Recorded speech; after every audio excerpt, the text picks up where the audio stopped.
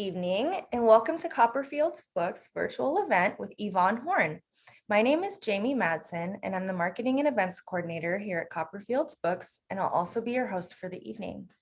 Copperfields Books has been committed to literature, education, and creating community together for the last 40 years. Because event proceeds allow us to continue to provide this free program, I always like to take a moment here and thank you all for your continued support. And just a couple of items to note before we get started. As always, we will be using the chat box to provide links for upcoming events, details for purchasing tonight's title, as well as a 10% discount code for use on our website. And additionally, the Q&A box will be your go-to with any questions or comments for tonight's author. The format will feature between 30 to 40 minutes of speaking and will then be followed by a live Q&A. If you look at the bottom of your Zoom screen, you'll see an icon that says Q&A. Please submit your questions and comments here rather than replying to my posts in the chat box. And without further ado, I'm excited to introduce tonight's author, Yvonne Horn. Travel writer and photographer Yvonne "Michie" Horn makes her home in Sonoma County, where her family has lived for 3 generations. She's written for Bon Appetit, Golf Digest, Quarterly Review of Wines, and metropolitan newspapers across the United States. She's won 2 Lowell Thomas Awards, is a member of the Society of American Travel Writers, Bay Area Travel Writers, and Garden Communicators International, and she also maintains 2 websites, wineryweddingguide.com and thetravelinggardener.com. She's with us tonight to discuss her latest title, 100 Things to Do in Sonoma County Before You Die. And we were just talking about what a perfect time this is for us to hear her speak. So I'm going to go ahead and turn it over to you, Yvonne. Would you take it away for us? I'm Yvonne Horn, the author of 100 Things to Do in Sonoma County Before You Die. And I want to share with you some of the things that happened while writing the book and some things you can look forward to as you turn the pages of the book. Thank you for being here. February 2020. In place, more of the world to explore. Switzerland, all arrangements made. West Africa coming together nicely. Beginning to put together a walking adventure following the Seine through Paris to the sea. Exciting travel writing year coming up, 2020. And then, as the weeks wore on, it became clear that this was not going to be over soon. COVID. Cancel, cancel, cancel. What's a travel writer to do?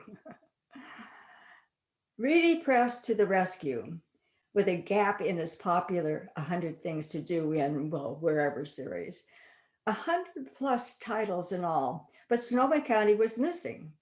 Might I be available to take it on? Well, yes, the place in the world I know and love best.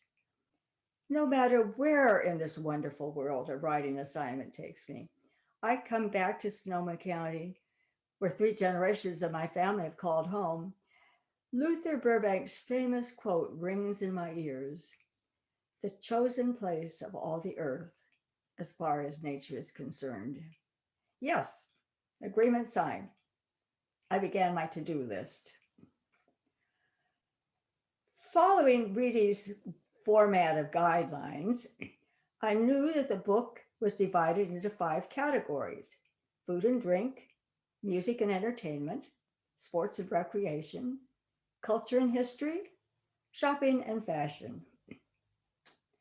Ideally 20 items in each, but okay if you had a few less in one category and a few more in another.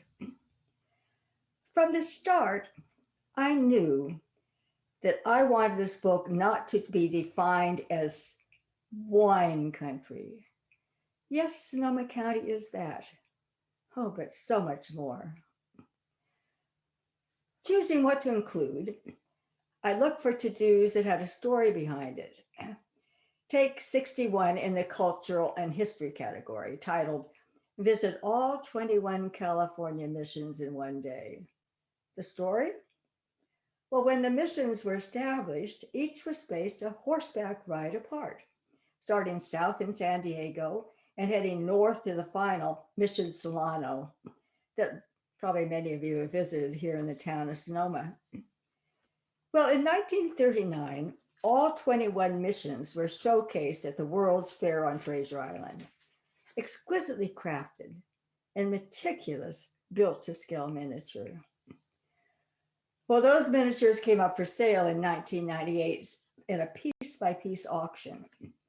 The Kleins of Klein Family Winery skipped the piece-by-piece, bought the whole shebang, and constructed a building on the winery property where you can visit all 21 missions in one day. No horse required. Another example, Hillsburg Journeyman's Meat Company, included not only because what it sells is so very, very good, but it has an only in Sonoma County reason for being. Its story begins in 1895, when Eduardo Segasio planted a vineyard in the Dry Creek Valley, the genesis of what was become Segasio Family Winery.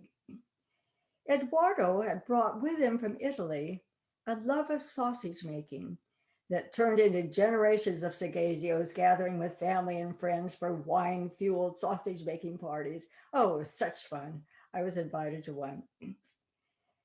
In 2011, Segasio Family Winery was sold, leaving Pete Segasio, winery CEO for the past 25 years, at loose ends. Turning to the family tradition that he loved, he headed to Italy to hone his love of sausage making with master producers of handcrafted cured meat. Salumi, Journeyman Meat Company, was born. In case you're wondering, Gunlash Banshu in Sonoma Valley is by far the oldest still family owned winery in the county, 1858. With Segasio at 1895, now sold to Crimson Wine Group, Vapiano is next oldest, 1896. Sonoma County has over 450 wineries, which to include the best? Well, that's an impossible task. So instead, I looked for those offering the unexpected. With that, wineries appear as to-dos in all 5 categories. For example, Cundy in sports and recreation, titled Bring Your Dog on a Vineyard Hike at Cundy Family Winery. It's described as a rather strenuous hike with Jeff Cundy, his wife Roberta, and the dogs Cooper and Katie. No Fido, no problem. Walks without dogs follow the same path. Well, another spotlighted winery was Imagery Estate. It's about 20 years ago, Imagery began tapping notable artists to contribute labels. And today they add up to some 500 pieces of art. Some 60 are on view in the winery gallery at any given time. And artists have free reign with one caveat. They had to include the Parthenon somehow, somewhere into the design. The Parthenon in the label pictured here is easy to find. Others not so, making Where's Waldo fun into the gallery experience. Why the Parthenon? Read about it in the culture and history section. Distilleries. Over a dozen operate in the county, which to include. I chose Hanson's. Embark on a spirited vodka journey at Hanson of Sonoma Distillery. Why Hanson over the others? Well, most vodkas of the world are made from fermented grains. Hanson's are made from organic grapes and then infused with organically grown fruits and vegetable flavorings, mandarin orange, Meyer lemon, cucumber, habanero, evidently some like the vodka hot. Well, it all sounded downright healthy to me. Everything natural and organic. How many places are there to eat in Sonoma County? Equal to wineries, perhaps more. All hard hit by the pandemic. My first consideration was to try to assess how the eatery could survive COVID and be in business when the book came out. So that I considered past longevity. How long had it been on the dining scene?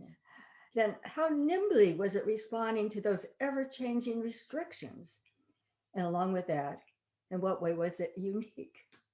And again, did it have a story? In the book, you'll find casual eateries and fine dining, especially places to not miss, and of course, our 3 Michelin-starred restaurants. Madrona Manor and the Farmhouse, both 1-star, had longevity on their side, along with acknowledged culinary excellence. I kept an eye on Single Thread, 3 stars, but a relative newcomer with only 2 years under its belt before COVID hit. But it was proving itself to be exceptionally pandemic nimble in adapting its culinary and artistic, and expensive excellence to other settings. Category 5, shopping and fashion, at first was problematic. Sonoma County, world class in so many ways, is not really known as a fashion capital, and go to the mall really doesn't do it. Well, digging in, I found some wonderful surprises. Among them was clothing created by Yasuko Bloom in her West County loft. Yasuko cuts vintage Japanese textiles, including silk kimonos, and reimagines them into one-of-a-kind, timelessly elegant, sometimes edgy, that she sells in her Hillsburg boutique. Wearable art. And the hattery. For many years, Jennifer Webley had a hatbox-sized millinery on downtown Santa Rosa's 4th Street. Well, today her shop is warehouse size on Petaluma Hill Road and filled with a wonderland of hats of every description for men and women, including those silly, perched on the side of your head fascinators. Reason for the move was Shady Brady's. Think Julia Roberts in The Runaway Bride. Recently, Webley bought the entire iconic Shady Brady cowboy brand, including existing stock and manufacturing equipment, necessitating a far, far bigger space. Oh, you're wondering about choosing your chapeau. Don't miss the Hattery's Museum collection. Among them, a bowler worn by Liberace. A time-eating danger was Google rabbit hole tumbling. Oh my, the fascinating, enticing, and unexpected things you discover on a trip down Google's rabbit holes. Take Buena Vista Winery. Buena Vista, California's first commercial winery, established by Agustin Harasti in 1857. Well, Buena Vista certainly qualified as an item in the cultural and history section. Harasti became known as the father of California wine industry by his planting of cuttings of European vinifera he brought with him on the 6,000-acre Buena Vista Rancho. His caves and winery were California's commercial first. Well, I'd not visited Buena Vista Winery in some time, so drove over to take a look. Oh my! Its vine-covered, tucked away, low-key historic charm had been replaced by what struck me as rather cheesy tourist trap, a change that came about following the 2011 change of ownership. An immediate example, the lovely oak-dotted hillside along the walkway leading to the winery was now historic hill, decorated with life-size photo cutouts of folk connected in some way to California wine history, and on it went throughout the entire visit. But how about Bartholomew Park adjacent to the winery, the heart of Harasti's Buena Vista Rancho, the land where he put his cuttings into the soil? Google beckoned, and down the rabbit hole I tumbled. In 1880, San Franciscans Robert and Kate Johnson bought the Buena Vista Ranch and built a summer home, a multi-story cottage of some 40 rooms. One floor of what was immediately called and dubbed by the residents of the valley, began to call it the castle, was devoted to Kate's cats, some 350 of them. cared for by a fleet of servants devoted to their well-being and amusement. 32 of them made up her special court. Kate Johnson commissioned a painting of her court. When it was finished, it measured 8.5 feet by 6 feet and was titled, I gather by Kate's husband, My Wife's Lovers. Kate died in 1893, age 60. Well, continuing down the Bartholomew Park rabbit hole, I emerged in the 1920s. 1919 legislative action under President Wilson resulted in tens of thousands of women accused of practicing prostitution in the environs of army bases and military production facilities across the nation. They were being swept up in vice raids. Well, Northern California struggled to find a place to house these women. Buena Vista Rancho, with its empty 40-room castle, came to mind, ready to go. As required by the state, a small hospital was constructed near the castle. March 17th, 1923, dinner time for the 65 women incarcerated. Fire broke out. Kate Johnson's cottage burned to the ground. Buena Vista remained abandoned state property until 1949, when United Press International President Frank Bartholomew and his wife Antonia bought the property at auction on the Sonoma County Courthouse steps for $17,600. Purchased on impulse, reportedly they were unaware of its historical significance. They were also unaware that in the hills adjacent to the property, a flourishing nudist colony existed, complete with cabin, swimming pool, horse stable, saloon, and general store. Sole access to what was known as Sonoma was via a dirt road through the now Bartholomew-owned property. Well, after 4 years of litigation, Sonoma was no ma. In 1968, the Bartholomew sold a small parcel of the land holding the Buena Vista Winery. A foundation was established, protecting the rest of the land as a private park, open to the public, committed to grape growing and the land's winemaking heritage. Well, here is what Agassiz Harasthi would find, and you, today on the 375 acres that are left of his original 6,000-acre Rancho Bueno, a faithful reconstruction of Harasthi's Pompeian villa. Antonia Bartholomew oversaw its construction after her husband's death. A pavilion on the site of the Cat Lady's Castle. Wandered through remnants of its surrounding 27 acres of landscape gardens. The hospital for the wayward women, an architectural hacienda-style gem, and now Bartholomew Winery. A trail of about 3 miles would take you into the hills behind the winery. It's lovely, but be warned, it's a real huff and a puff. Far easier to take the walk through the 200 acres devoted to vines. So, did I leave out Buena Vista Winery out of the book? California's oldest winery? Of course I could not. Instead, I offered it as a tip. Tips frequently follow items throughout the book, briefly suggesting it as a historic place to visit. I signed with Reedy Press on June 29th, agreeing to a November 1 completion date, but giving myself a self-imposed end of September deadline. In mid-September, a recount told me that instead of 100 things to do, I had 104. 4 of my beloved items had to go.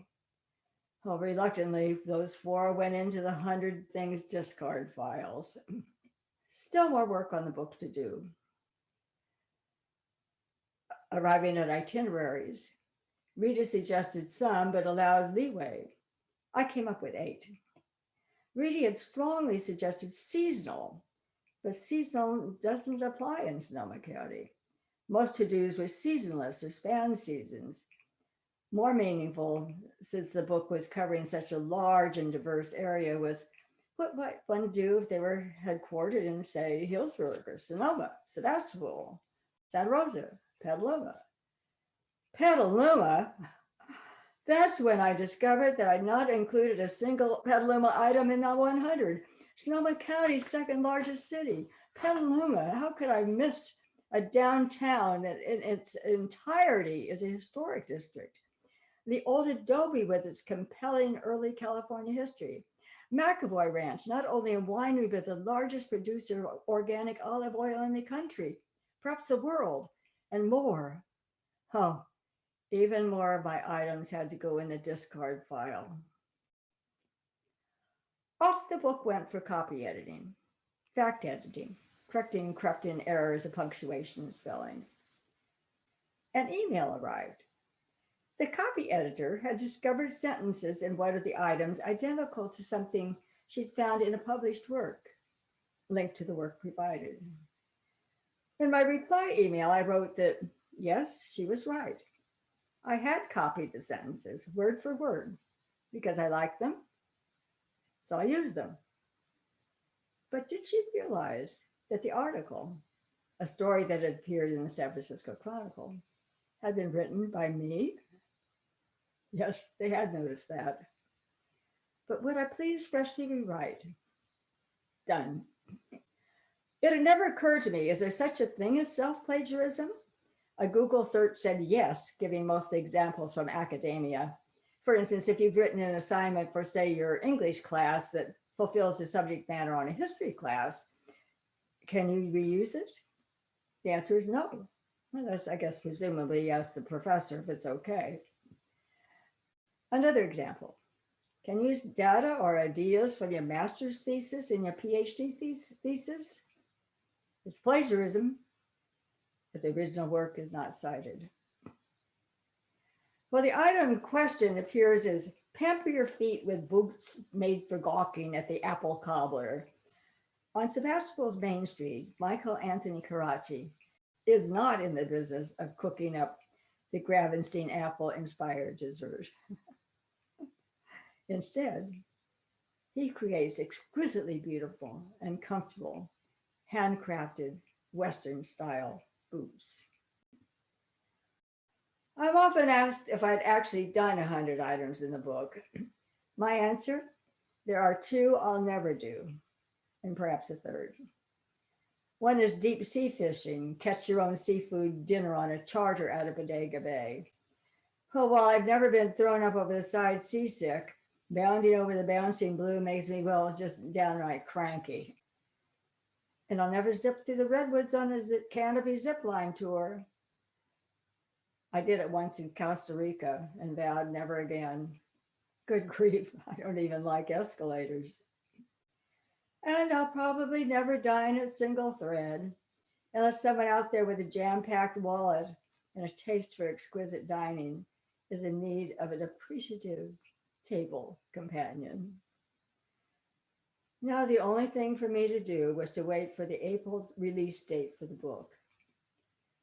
But what the writing of the book had done for me was to think of the county as a curious travel writer, not a resident. Most days found me in my car, following roads that I'd passed by, vaguely wondering where they might go. And parts of the county I'd never seen opened up to me. And what a gorgeous, gloriously diverse county it is. Following a twisting road through Chileno Valley, cattle ranching country, I came across this lovely lake. And here, a growth of old redwoods in the hills beyond Occidentals. I had the pathways all to myself. April 1, release date for 100 Things to Do in Sonoma County Before You Die. And next, well, sooner or later, the world will again open up. But for now, thank you, Sonoma County.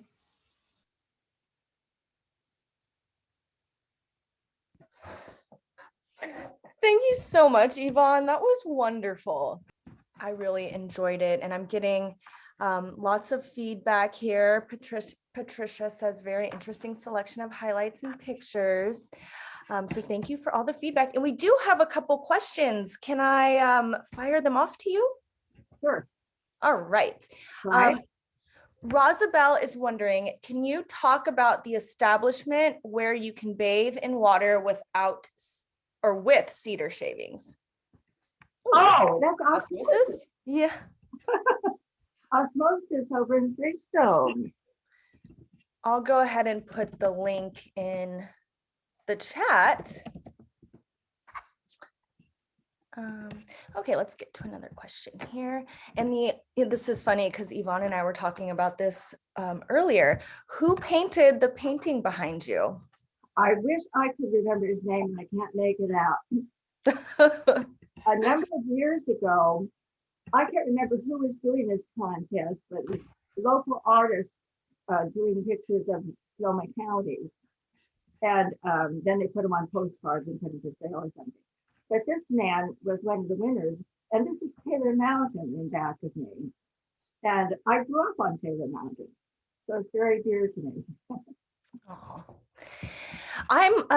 We do have a couple questions here about how you research wise, how you went about researching for the book, how you chose 100 things. Were there, things that you had to leave off? Were there things that you felt needed to go together? How difficult was that actually ironing out the different things? Well, first of all, I've written about Sonoma County so much that I have a lot of things in my file to remind me about things. And then I also, to structure the book that I didn't have to think up, I had to make things fit in certain categories. So yes, there were things that I did have to cut out because, well, for instance, culture and history, I think I could have gone on and on about that. This is such a rich place to live. And then deciding what is sports and recreation and what is entertainment, which ones fit in which category. And yes, 100 things, barely touches what one may do. I was just looking for things that were iconic, but also special in some way. And again, did it have a story? I really can't wait to get my hands on it. And also sounds like a great book for people who may have lived here at one time. I want to remind everyone that I've had that feedback. Yeah.